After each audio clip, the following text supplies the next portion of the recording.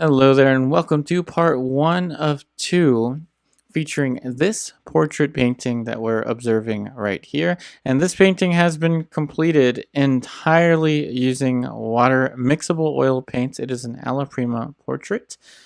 So here we have an image of our model Morgan, and we're going to keep this picture to the top left corner of your screen so you can follow along as the painting develops.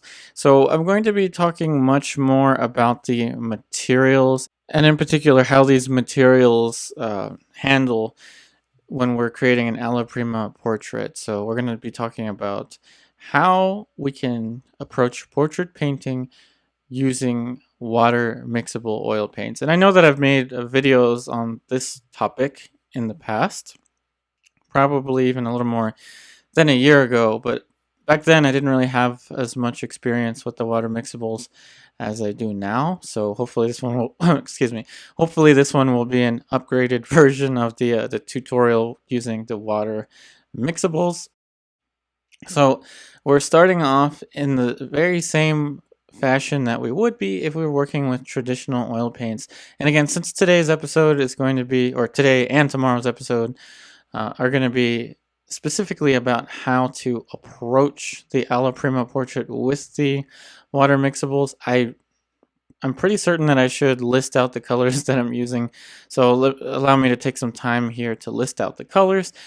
So we have titanium white, mixing white, which is also zinc white, burnt umber, burnt sienna, alizarin crimson, cadmium red, cadmium orange, cadmium yellow, yellow ochre, sap green, cobalt blue, ultramarine blue, and ivory black.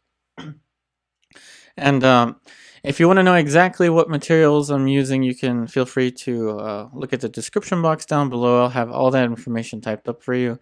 But I will say all of these colors are Winsor Newton Artisan water mixable oil paints. And with the exception of the alizarin crimson and the burnt sienna, those two are Holbein colors. So the reason I'm working on white is that I feel like the white of the canvas helps to push the chroma of the colors. So that is, the chroma is like how bright a color is.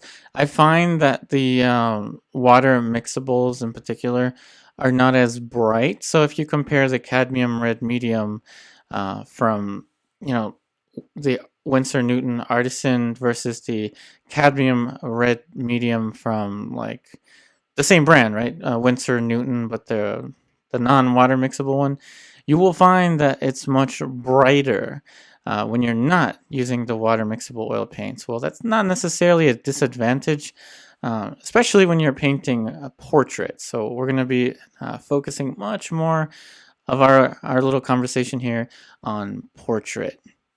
So when you're painting portrait, rarely are you going to need a color so bright as out of the tube cadmium red from Winsor and Newton. This includes Grumbacher, Gamblin, pretty much those, or Old Holland. Those are the only oil paints that I used strictly. I think I may have used a few other ones now and then, but those are the main ones that I'll be comparing these to. So the reason I'm working on the white, like I mentioned before, is to kind of push the chroma of the color as far as I can, knowing that there is quite a limit to the prismatic, I can't even speak. Okay, it's just to get the colors to be brighter, okay? That's why I'm painting on the white. So as far as the technique is concerned, I am thinning out the paint a little bit more with my first initial shapes. So a little more of the water is going in. Excuse me. A little more of the water is going into these shapes than if I were to be using regular oil paints. So you can make the comparison now. If I were using regular oil paints, the water would be in place of the mineral spirits. I wouldn't use this thin of an application, especially with Alla Prima, if I were painting with the traditional oils. And so let's talk a little bit about that, okay? So as far as the technique is concerned, if you're new to this channel, I should explain what I'm doing in terms of the blocking in of the shapes. So I'm working with very simple and basic shapes, and I'm trying to establish my overall composition of the picture. And that's why I did the background first and then the dark of the hair, just to kind of lock in where the head is going to fit. So if you're new to painting, I will also be guiding you along the technique. I know I'll be talking a lot about the materials, but I will talk about the technique just to make sure that we're on the same page, okay? So now, going back to the analogy of if I was to be using traditional oils, I wouldn't thin them out as much, because with traditional oils, layering wet on wet, I find is actually a little harder, a little more difficult for me. And now we're gonna put in that that color we just mixed up. So that's the shape for the form shadow underneath of our model's jaw. Our model Morgan. I'm not sure if I introduced our model. I was so focused on talking about the materials. So our model for today is Morgan. And Morgan, thanks again for letting me take the photo references of you. And this photo reference, let's talk a little bit about the photo reference. The lighting is natural light, daylight. The photo reference was taken in the Hood College portrait group. They have a Friday morning portrait group, which I like to attend. And I noticed there was really nice light coming from the windows, so I took the photo references using window light as opposed to the artificial light. I did have many requests to do natural lighting poses as well. So that's that with the photo reference, but let's now go to the other subject. We have many subjects to talk about. This is pretty fun. So the technique, okay? So what we're doing is, you see that line in the center of the face going from the hairline down to where the nose is kind of sketched in? That's the center line, and it's telling me the overall dynamic movement of the pose, which isn't really much. It's just telling us that we're looking up. So we're looking up to the model. The model is raised in perspective. So that's why we can see that shadow underneath of her jawline. And it's also telling us that she is turned 3/4 relative to us, which just means we're going to be seeing much more of one side of her face than the other. That's all that means. And now with this very simple and basic flesh tone, I am going to be thinning out the paint for the flesh tones, just like I would be with the just like I am with the background. So the consistency of the paint is even throughout. So as you notice, when the brush goes down off camera, that's when I'm dipping the brush into the water. And I'm not using any other mediums, just the water. So just the water to thin out the paint. And I'm not using that much water, so I think I'm getting a little bit better at knowing how much water to use. Because if you do use a little too much water, the paint is not going to be as forgiving, and it handles almost the same as mineral spirits. Though I think that mineral spirits are a little less forgiving with traditional oil paints. So don't confuse me here when I talk about mediums and mineral spirits. There are no mineral spirits here. There are no mediums here, just water. But I will be comparing the way that the paint is handling so that we can talk a little bit about, portrait painting with a water mixable oil paint. So now in terms of the technique, what you're seeing there is a very simple plane division. Now this is not something I would do. I think with traditional oil paints, and let me elaborate on that, I wouldn't go this light right away. Normally I wouldn't, but I know that I'm going to be able to adjust the way that the paint layers. That is, I know that that layer is going to get tacky. That very bright plane that I put in there, I know it's going to get tacky. So I know that I will be able to paint directly on top of it. Not so much like an acrylic. It's not like acrylic, but it's somewhere in between the traditional oils and the acrylic, because if you thin out the paint enough, yes, I do have the neck too long. Don't worry, I'll catch that eventually and correct it. But in any case, excuse me, the way that the paint layers with the water mixable is different than the traditional, in the sense that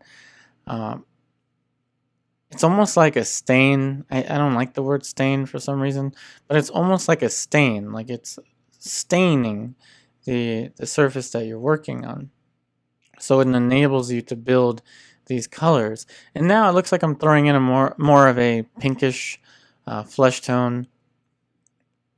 So I am pushing the color a little bit more towards the model's clavicles a little bit.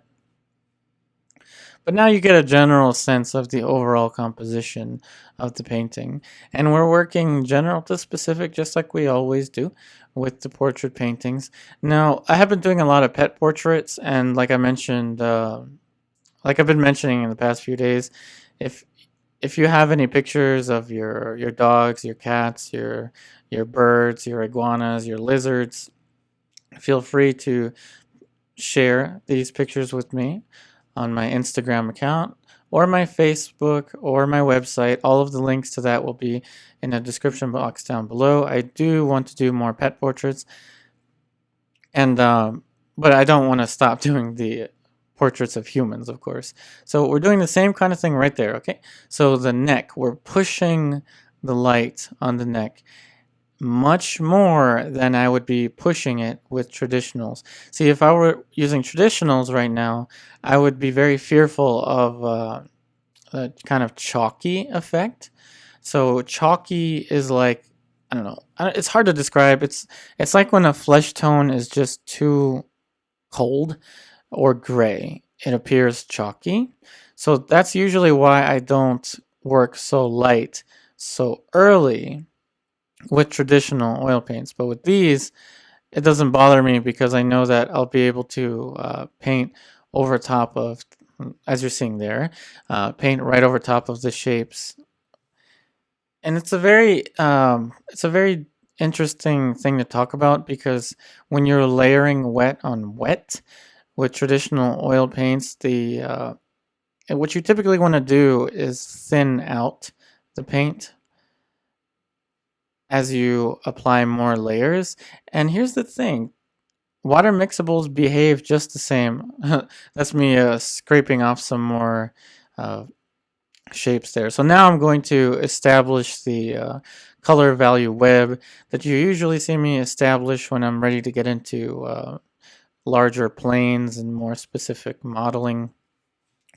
Okay, so the thing with the water mixables, and I'm going to talk about the Winsor and Newtons in particular, is that you're able to layer over top of them,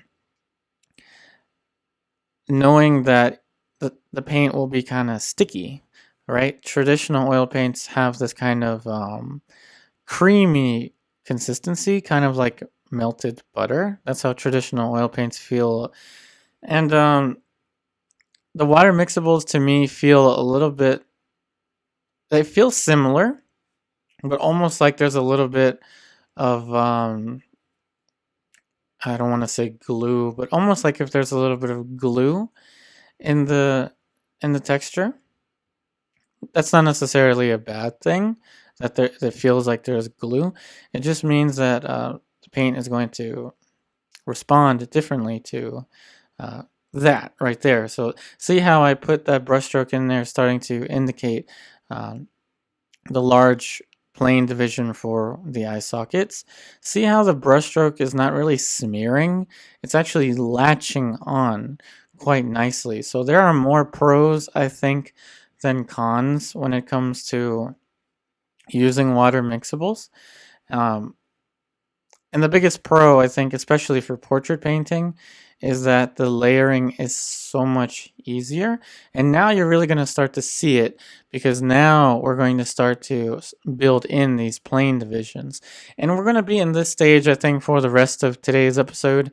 I think we're a little bit over the halfway point in today's episode, so I'm pretty sure this is going to be the part that we're going to spend the most time on. So there you go. There's a very simple half tone for the eye socket to the left of your screen.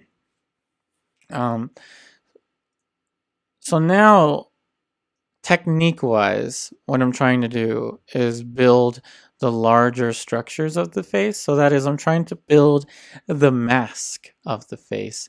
And the ease of application with the water mixables for portrait is something to note, because, okay, disclaimer, I am not being paid to talk about the water mixable oils, and I'm definitely not being paid to talk about the Winsor and Newton ones, because I know that the Winsor and Newton water mixables have a bad rep. Like, they don't have a good reputation, and that's part of the reason why I want to use them.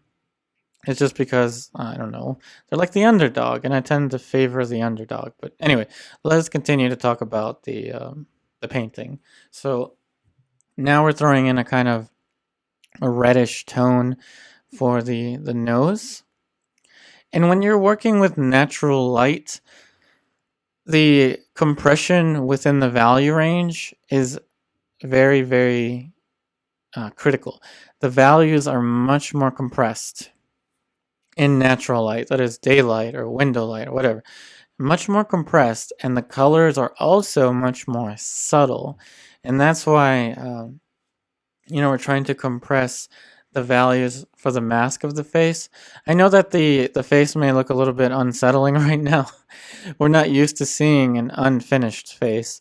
So remember, the awkward stage is real, especially in portrait painting, and especially in alla prima portrait painting, because things are kind of up in the air. There are no features, and you're afraid if anyone sees the painting when it's at a very foundational stage. And it's okay. At this point, I'm not really worried about placement of the eyelids or the eyelashes or nostrils or anything like that. I'm looking for large planes, and I usually will tell you, so I'll say, like, right there, that's the highlight on the superciliary arch. Right over there is the top plane for the orbicularis oris. But when I'm painting this, you know that this is voiceover, right? So you know that I'm talking to you after the fact. So it's kind of like we're both watching the footage together, and I'm guiding you through it. But when I'm actually painting these planes now, I don't really think about, this is the side plane of the orbicularis oris, and we're trying to connect that to the zygomatic bone. I'm not really thinking about that. I'm more thinking about just looking at shape, and the anatomy is just something that after you study it for a while, it just comes naturally. So what you just saw was a very simple combination of the titanium white, the ivory black, and a little bit of flesh tone. So we're creating the color for the sclera now. And here's a little kind of shortcut that I've been developing for portrait. So I create sclera light and sclera dark. Sclera light is going to be the light of the sclera. Sclera dark is going to be as the sclera approaches the halftones. And remember, the sclera is the white of the eye. And now we're mixing up the color for the iris of the eye. So the iris is pretty dark brown, so we use the ivory black and the burnt umber. And now what we're going to do is create a little color value web for the darker flesh tones surrounding the eyelids. These are going to be a little bit more red and a little bit darker than the color value web for the larger planes of the face. So now you see that the large planes of the face are pretty well worked out now. So now really it's about placing in the features within those larger structures. And look at how easily that brush stroke is layering. Easily. So it's going to sound like I'm one giant commercial for water mixable oil paints, and I assure you that I'm not. I'm just trying to share this experience with you because it's something that's taken me a lot of work to get used to these materials. But now that I'm more used to them, it's like a miracle to me because the water mixables, not only do you not have to use odorless mineral spirits, but look how easily you can layer wet on wet. See how easily the paint is sticking? And like I said before, with traditional oil paints, I know I'm talking a lot today. I need to put in some little momentary pauses, I guess, but whatever. Let's talk about the process. So right there is sclera light, and then we're going to transition into sclera dark. But what amazes me is how easily we can layer. So that's going to be the theme that I'm going to talk about a lot with this demonstration is the ease of the layering. It also allows me to, I guess, put in more information into the portrait, so to speak.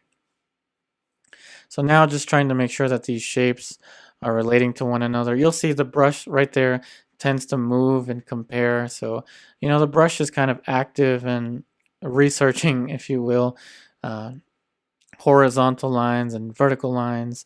So remember, that color is just the black and white and a little bit of flesh tone. Black and white, a little bit of flesh tone, and that's all you need for the white of the eye. And it really helps me to have that value scale sclera light and sclera dark, as well as this color already pre-mixed for the pupil. See how easily we can layer. Now, if you want to have a more soft edge or soft transition, just use less water. If you want a sharper edge, like what we just put in there, a tiny bit more water. And yes, I had the iris a little too red, so I threw in some ultramarine blue really quickly. And look how fast we can have the effect of an eye. Now, this isn't new to this demonstration. You've seen me apply this technique so many different times with the traditional oil painting portraits, but I'm just really amazed at not only the colors that I'm getting out of these very inexpensive colors. And I'm always about presenting the truth to you and really trying to share these experiences with you. So let me share a little detail. I will say that they're cadmium red for the, there we go, a nice little highlight there. See how easily that sticks? I'm just amazed at how this is handling. So you want to thin out the paint a little bit more for the highlights. So that's titanium white, a little bit of cobalt blue, and the water to thin it out, and it sticks very nicely.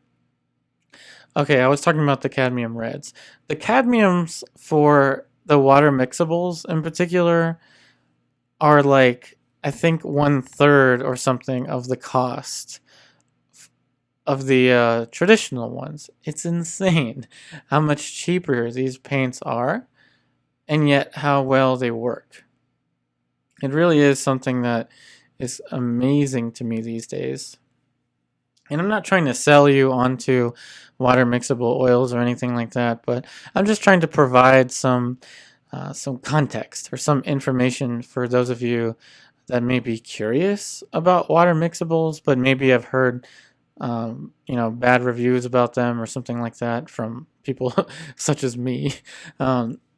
It's important to get to understand the material, because understanding the material is just as important.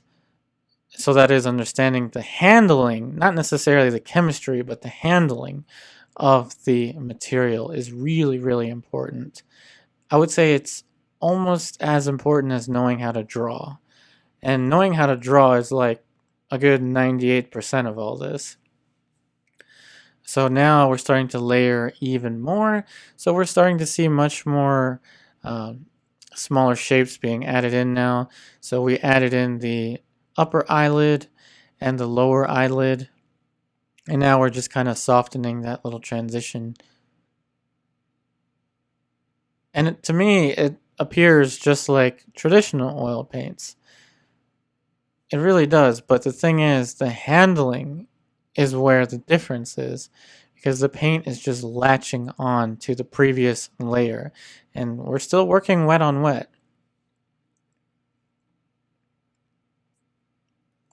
And now with a little less water, we're starting to put in a little bit more of a halftone, but I don't think I'm going to render too much of the eyes just yet. Rendering the eyes is much more of a repetitive process. There I'm using the shadow as kind of a horizontal line. So what I'm much more interested in right now is making sure that the eyes line up with one another. And we only have about, I don't know, like 2 minutes left in today's episode, so we're going to put in a few more shapes for the nose, and then that'll be it for today's episode, and we'll finish this up in tomorrow's episode. But what you want to do with portrait, especially for those of you that may be new to portrait, is think about this as the main triangle. So that is, the two eyes and the nose form what is known as the main triangle. And if you get the main triangle right, you can adjust all the shapes around, including the mouth, with much more facility. On a practical level, it's just easier to move a mouth. It's easier to move the hairline. It's easier to move an ear or whatever. It's much easier to move all of those things that I just listed out than to move an eye. And so that's just a little information on the practical side of portrait painting. So I think what I'm going to do is just throw on a highlight onto the nose, and I think that's going to conclude all of the footage for today's episode. I know we talked a little bit more about the materials than anything else, but that being said, in a world that can be so negative, be the spark that ignites positivity amongst all of us. I hope you have a wonderful day, and I'll be back again tomorrow.